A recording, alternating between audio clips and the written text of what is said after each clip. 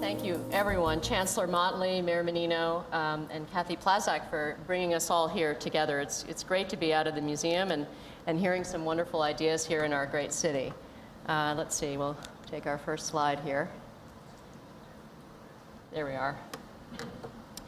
The Art of the Americas wing at the Museum of Fine Arts opened, really, as Tom said, not even a year ago. It's hard to believe, but it was over a decade in the making. But as we become used to these new galleries and installations, I wanted to spend some time with you today trying to think ahead as to how the museum will evolve over the course of the next decade and beyond.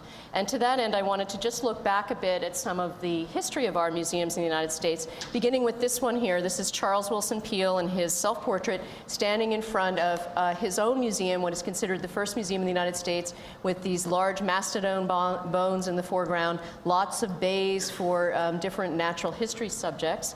And if we go ahead one, you'll see in this watercolor by his son, Rembrandt Peale, a little more it's a faded watercolor, I'm afraid, but it does show us a little more about the museum.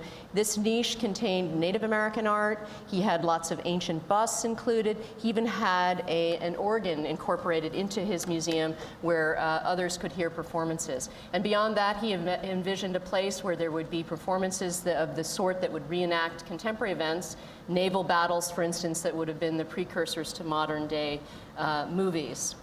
So that's our beginning, where we began in the United States for museums. And here in other cities, we copied that approach of sort of a natural history approach combined with a variety of other things. This is an early wood engraving from the mid-19th century of a museum here in Boston. It was called the Boston Museum. It was originated by a man named John Doggett. It included, as you see there, the stuffed giraffe. That's part of the natural history element. Here in the foreground, a copy of one of the great statues of the ancient world. It's called the Dying Gaul. He even included something that he called or touted as a mermaid in this particular emporium. But on the back wall, and I hope you can make it out there, is a very large painting by a man named Thomas Sully from Philadelphia, who painted this work, the passage of the Delaware in 1819 of Washington on the night, Christmas night of 1776, and one of the turning points of the Revolution. And that is now at our own museum, the Museum of Fine Arts, where it came as a gift after the former, what was called Boston Museum, closed in 1903.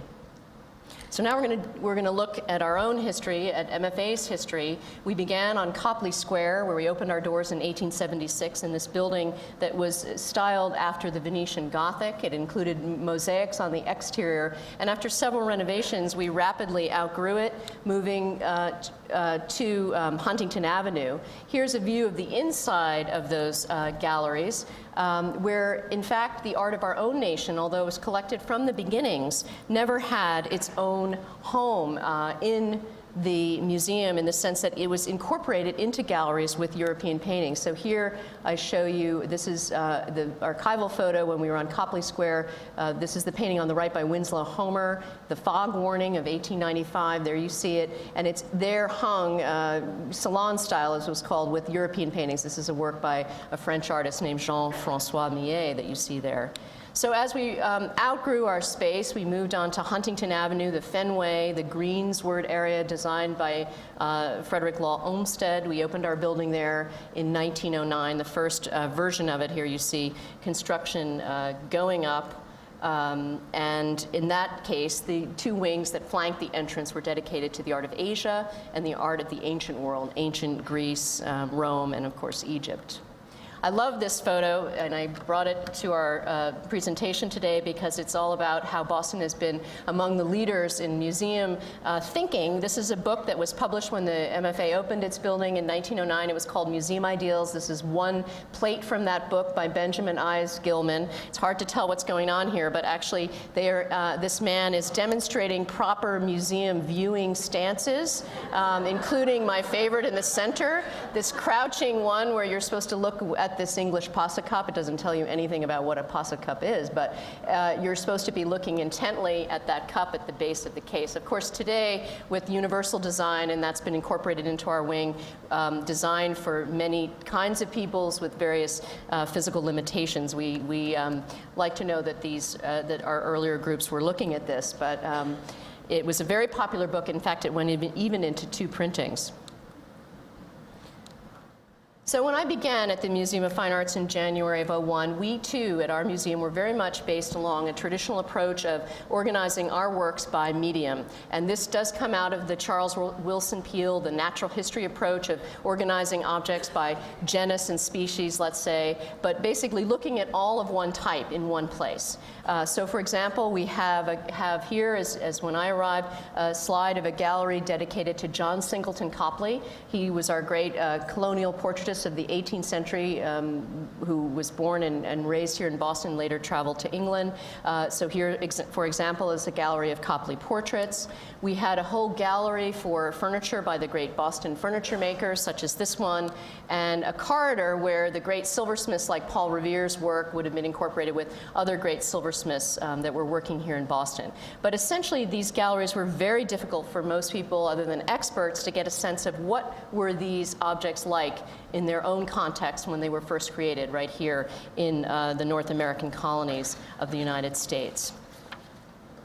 So as my mandate arriving in 2001 was to really not only design the wing, but also to fulfill our department's directive as expressing the art of North, Central, and South America, how are we going to do that? And I bring here a view of several of our objects that reflect this breadth of the art of the Americas. The earliest object in our care in our department is this ancient Olmec mask from 900 BC, and that's roughly where it's dated as of today on our scholarship, made out of jadeite. In our department, we move through the third quarter of the 20th century. We overlap with the Department of Contemporary Art, which has just opened the wonderful new Lindy Family Wing for Contemporary Art this September. Here on this, these screens, you see 2 works from the 1960s. In the center, a new acquisition by African-American artist Norman Lewis, 1964, his painting Untitled. And at the far right, a sculpture, Luminum, by David Smith. So to really express the breadth of all of these artists, we needed to, first of all, acquire far more works of art to really be much more inclusive. And to that end, we went about, and many of these objects on these screens, I'm not going to talk about all of them, but to just give you a flavor of some of the new acquisitions that are on view in the wing. And we have, as Tom said, just under 5,000 objects. We have about 500 new acquisitions on view in the wing. So here from Central and South America, works such as this jaguar vessel from Costa Rica, or this jaguar carved stone metate, also from Central America. And we move into the 20th century with a Cuban artist here, Wilfredo Lam, working in Havana in the 1940s, and even later, living artist Cesar Paternoster, working in Argentina in 1965, this work called Staccato, combining his own interest in ancient American textiles, but also the work of German artist Joseph Alber's color paintings, homages to the square that were shown in Buenos Aires in 1964. The Art of the Americas wing would also include Native American art, not just works from earlier, from the 19th century, such as these works in silver jewelry or this woven sash from the northeastern woodlands, but also contemporary Native American art. You see examples there all along the top of the screen, and that was a new addition for our museum. Our founders actually believed that the art of Native Americans should be part of the collections from the beginning, but many of those collections at the turn of the last century had gone off-site to places like the Peabody Museum at Harvard, where they were felt that the ethnographic context would serve them better. And we did bring them back around the 1980s, and we've been actively building since then. So for instance, you see artists like Preston Singletary working in glass. He's from Seattle, taking on traditional themes in Native American culture, this one being the raven steals the moon. Other artists like this Canadian artist Rick Rivette working in an abstract style. That work he calls String Games, Kayaker 2, combining sort of ancient forms of games that children play around the world, like Cat's Cradle, with the world of traversing the Canadian rivers with kayaks. So again, these are artists that define themselves as Native Americans in their own tradition. We were also going to include many more works by Spanish colonial artists. This was also an area that we had to build, and we're continuing to build, including this new acquisition of a portrait of the Archbishop of Mexico from 1754 by the foremost painter of Mexico, Miguel Cabrera. And really, these works are hard for us to acquire rapidly because of all the provenance issues surrounding many of them. So this one portrait required over a year of research on the part of several people to be sure that we could trace everywhere that painting had been since it was painted. Many more works by women artists, and you see a number of them here in a variety of kinds of media. They were encouraged not always to enter the fields of what were called oil painting or easel painting, but often to make their way in either ceramics, such as Sarah Gelner, or here in jewelry design, Claire Falkenstein. Folk artists, the unknown artists, are also part of our new wing, and again, this is an area that sometimes they run counter to type, such as Rufus Porter, who painted this large-scale wall. He was an autodidact. He's probably best known to many of you today as the founder of Scientific American, but as many people think of folk artists as living and working in rural places isolated from the rest of the world, they're often quite sophisticated, and I think Rufus Porter exemplifies that. We've also worked very hard to really represent in a far more expressive way, in a full way, the artists of color that are part of the story of the art of the Americas. And when I arrived, there were about 3 works in oil that we could show, and a handful of others. And so these are all new acquisitions by artists of color, ranging from, we see it upper left here, Henry Asawa Tanner, and 20th century artists, Couture, Huey Lee Smith, Walter Simon, decorative artists like Frank Cummings' clock here, 19th century artists like Grafton Tyler Brown. And we are fortunate that we've been recognized by the National Endowment of the Humanities. We're the only museum in the United States that's received a grant for acquisitions, and it's specifically for this effort to continue our acquisitions of African American artists at the museum. So when I arrived, we had a rough perimeter for our building. We had to take into consideration things like earthquake mitigation, which I think you all saw for yourselves if you were here in Boston on August 23rd, and I'm thrilled that our building performed as we expected. It's in 3 separate parts so that it could rattle separately. We had 4 levels of which to work with, and we stacked up the collections really like geological layers. So the earliest collections were on our foundation level, the ancient and Native Americans, and from there you proceeded to find your way through the 18th and early 19th century, the 19th century, and the 20th century. So how does that look? Well, first of all, we had to create a way for you to find your way into this wing. With 53 galleries, you can get lost, I think, quickly, and that's actually intentional, that we want you to wander and find your way with objects that really are of interest to you. But on the other hand, we also wanted visitors to have the theme, I think, that Mayor Menino brought up of accessibility for all. This was meant to be an intuitive building that you could easily traverse, and if you were short of time, let's say, or you were new to Art of the Americas, as so many people are, we wanted to be sure you didn't miss many of the great icons. So in creating a central portal to each floor, we also created a central spine of galleries. There are largest galleries on each floor that were intended to really give you this broad introduction to 3 centuries of the Art of the Americas art. And then as you continue to traverse the floors and through the pavilions, you'd find other galleries designed in different ways to really build upon that story. So let's see how that works. In terms of ideas, I brought along, in fact, I was so enjoying the typewriter sequence earlier. I wrote a paper in graduate school on this particular work by Paul Klee on a typewriter. It's called High Road and By Roads. It's a small painting from about 1929, but I think it allowed me to visualize really what Klee was after. He was looking at organic forms of branching. He was very interested in the golden section, but here you see he creates this central spine through his painting, and then many other directions you can follow throughout to make your way through that particular landscape. In our case, we enter on, let's say, the foundation level with these large quiche burial urns that rise up in front of you. They're virtually right in front of you as you come in, and that's intentional. You're meant to feel a little uncomfortable in that space. I can't convey that in the slide, but they're also meant to be something that you may not have seen before and that you may want to know more about. As you rise up through the space in the central spine, the next level up, you'll find yourself confronted with John Singleton Copley's portrait of Paul Revere there in the center, and in front of him, he is gazing on Revere's Liberty Bowl, both of these objects from 1768, so right at the core, following the passage of the Townshend Acts here in the colonies that taxed all of the luxury goods that the colonists were quite used to, paper, silver, glass, of course, tea. And following on from that gallery, here you see our Passage of the Delaware installed in its own special gallery, this one dedicated to the arts of the new nation as the United States was beginning to form its own history and venerate its own leaders, including General Washington here. This is a gallery where you'll find many images of Washington and the Founding Fathers. But now we're able to tell in the side galleries more about what was happening in New Spain, let's say, as in this gallery for Spanish colonial art.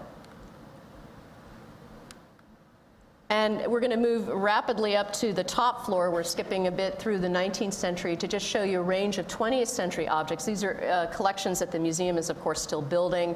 20th century art has had a bit of a, I would say, a spotty treatment with some of our donors in the past. This is Brett Angel. He's actually works with us at the museum as a mount maker. He's an artist himself, and he is the donor of these objects that he's putting in. He acquired many of these mid-century ceramics by Russell Wright on eBay so that we could have the whole palette expressed there, and he's carefully placing them into the case there in the proper order and orientation.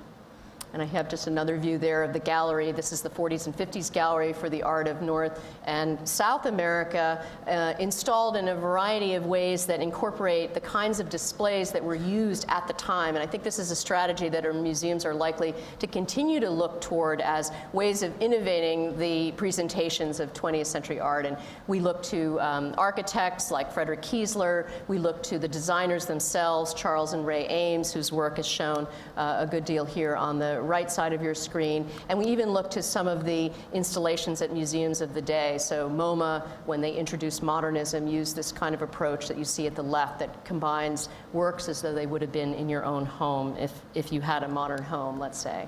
And here we have the top floor of the wing, the 20th century floor, where we will continue to, of course, express the breadth of the 20th century, and especially now that our colleagues in Contemporary have opened their wing, we will look forward to using many of the other objects over here in this space, which is 21 feet high. So it's quite large for the majority of our present holdings. I also wanted to mention that, of course, trends as we look ahead to the museums of the future. We know a good deal about the uses of technology that we've been hearing about certainly all day in this conference. In our wing, we have introduced technology both in the galleries. We have a new multimedia handheld device. We have 4 behind-the-scenes galleries, and we've just begun to get the data collection on those as to how our visitors use those. Unfortunately, many visitors haven't yet even found their way to these galleries. They're on the easternmost end of the building, and they were all experimental pilots for us. What we did was we surveyed our visitors to try to find out what kinds of topics they wanted to hear about the most, and we designed these touch screens to address those. And since then, we found that we will certainly make adjustments, but I do feel that it's very much a part of our future of museums, of how we use technology to enhance the looking experience. I do want to also cite, there's a very useful study that's been done by a group called the Center for the Future of Museums, which is part of the American Association of Museums, which I think is also, we've been hearing it, I think, bubbling along in this conference, but it's that as our world becomes increasingly technological and virtual reality, that it seems that there's a continuing human desire to engage with those objects and those experiences that are very real. And of course, they're writing this report from the point of view of museums, but I do think it is relevant for us is that their feeling is that people will continue to want to be with the original objects. So for us, in thinking about these, all of these behind-the-scenes galleries and all of the kinds of information we're offering you is really to help you more with the looking at the real works of art. And for us, that's really at the accessibility for all. At the beginning, you saw the slide from Museum Ideals, and I just want to close with this slide.